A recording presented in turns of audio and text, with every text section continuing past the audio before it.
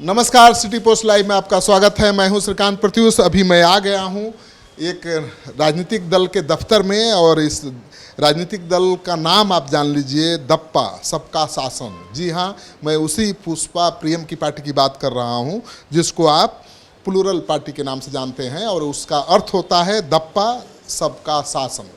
तो दफ्तर में देखिए, यहाँ पर कार्यकर्ता बैठे हुए हैं। दफ्तर की तस्वीर मैं दिखा रहा हूँ। यहाँ पर कार्यकर्ता बैठे हुए हैं। पुष्पा प्रियम के दफ्तर का ये रिसेप्शन काउंटर है।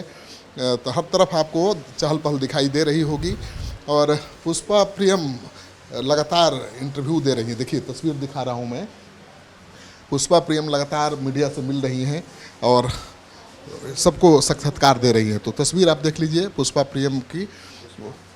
पुष्पम प्रियम यहाँ पर सबको साक्षात्कार दे रही है। तो पुष्पम प्रियम की तस्वीर हम दिखा रहे हैं कि किस तरह से अपने दफ्तर में बैठकर मीडिया से इंटरेक्ट कर रही हैं, अपनी पार्टी का उद्देश्य बता रही हैं, राजनीति का मकसद बता रही हैं। और अभी मेरे साथ हैं पार्टी के कर्ता धर्ता अनुपम जी।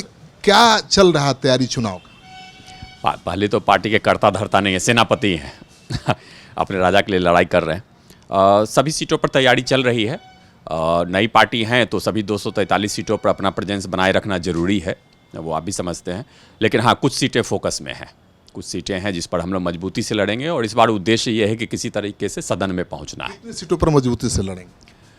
25 से 50 सीटों पर बहुत मजबूती से लड़ेंगे। कैंडिडेट तो हमारे 243 पे रहेंगे और जैसा कि मैडम ने घोषणा भी की है, और जो सबसे कठिन काम है कि आधी सीटों पर 122 सीटों पर महिला कैंडिडेट होंगे। जैसे हमने बिहार के चुनावी इतिहास में हमने रिकॉर्ड बनाया था 2020 में, क्योंकि हमारे 42 महिला कैंडिडेट थे। वो आज तक बिहार में कभी नहीं हुआ था। इस बार उसको 122 पहुंचाना है। इस बार तो महिला सीएम बनाने का आप लोगों ने आह्वान किया है सभी दलों से कि महिला सीएम का नाम घोषित करो।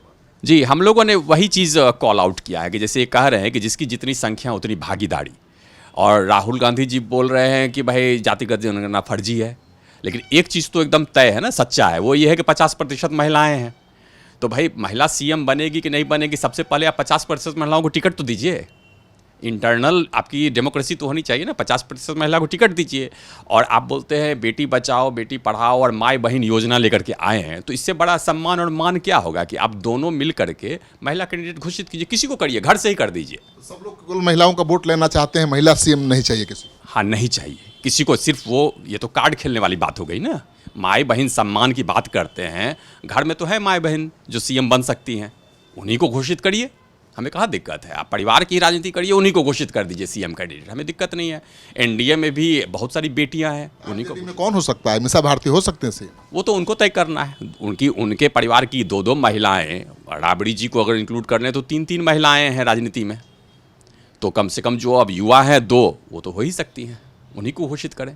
तो इसका आपका क्या लगता है, इम्पैक्ट क्या होगा इस चुनाव में, जो आपने उठाया मुद्दा कि महिलाओं को सीएम बनाओ? नहीं, उसका इम्पैक्ट तो शुरू हो गया। मैं तो देख रहा हूँ कि अब हर पार्टी में महिला विंग की घोषणा हो रही है, नए लोगों को अध्यक्ष उपाध्यक्ष घोषित किया जा रहा है। 2020 से हम लोग नैरेटिव तय कर रहे हैं, लोग छुप छुप के करते रहते हैं। आज देखेंगे काला कपड़ा पहन के भी सब लोग पहुँच गए। पहले तो लोग काला से दिक्कत था, अब काला कपड़ा पहन के भी खुलेआम घूम रहे हैं। तो नैरेटिव हम तय करते रहेंगे। देखिएगा इस बार बहुत महिलाएं लड़ेगी। इस बार बिहार में सभी पार्टियों से बहुत सारी महिलाएं चुनाव लड़ेंगी। प्रशांत किशोर भी खूब जोर लगाए हुए हैं, देख रहे हैं, पूरा बिहार में घूम रहे हैं। हाँ, घूम रहे हैं, अच्छा कर रहे हैं, घूमे वो। और वो तो हमारे बाद ही आए हैं। 2020 में उन्होंने मौर्या होटल में एक प्रेस कॉन्फ्रेंस किया था, फरवरी 2020 में, सबको याद होगा। लोगों ने उनसे पूछा कि भाई क्या आप मुख्यमंत्री बनना चाहते हैं? तो बहुत भड़क गए, बोले कि अरे मेरा कोई कास्ट इक्वेशन है कि हम मुख्यमंत्री बनेंगे, हम तो बात बिहार की करने के लिए आए हैं। लेकिन अब तो खुलेआम कर रहे हैं वो। उन्होंने देखा कि भाई पुष्पम प्रिया चौधरी एक स्त्री होकर के इतना उन्होंने भूचाल मचा दिया, तो मेरे पास तो बहुत सारा संसाधन है, तो पूरा संसाधन अपना झोंके हुए हैं वो। ठीक कर। तो आप सुन रहे थे अनुपम जी को, कह रहे हैं कि प्रशांत किशोर के पास बहुत संसाधन है और उस संसाधन को झोंक कर बिहार में अपना खूंटा गाड़ना चाहते हैं। लेकिन ये तो बिहार की जनता तय करेगी कि किसका खूंटा उसे पसंद है। तो पुष्पा प्रियम बिहार के राजनीतिक दलों के लिए आने वाले दिनों में एक बड़ी चुनौती साबित हो सकती हैं। तो ये तस्वीर में दिखा रहा था मैं उनके दफ्तर का, कि दफ्तर में क्या माहौल है। तो देखिए पीछे वो लगातार मीडिया से इंटरेक्ट कर रही हैं, सबको साक्षात्कार दे रही हैं, अपनी पार्टी की पॉलिसी बता रही हैं, अपना विजन बता रही हैं, कैसे बिहार को बदलेंगी, सारी कहानी बता रही हैं। ये वीडियो अच्छा लगे तो खूब शेयर करिए दोस्तों के साथ। अगर आपने अब तक हमारा सिटी पोस्ट लाइव सब्सक्राइब नहीं किया है तो जरूर कर लीजिए। आपका सहयोग समर्थन सिटी पोस्ट के लिए बहुत मायने रखता है।